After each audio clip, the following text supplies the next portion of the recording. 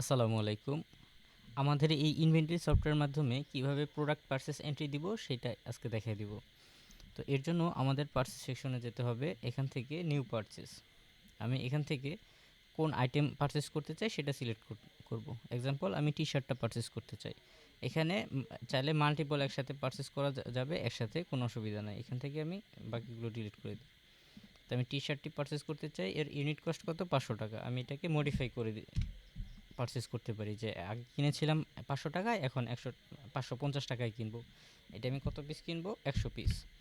তাহলে আমার টোটাল আসতেছে 55,000 টাকা। এটা আমি সাপ্লায়ার, কোন সাপ্লায়ারের মাধ্যমে কিনলাম? শার্ট সেলারের কাছ থেকে। এখানে মাল্টিপল সাপ্লায়ার থাকলে মাল্টিপল সাপ্লায়ার থাকতে পারে।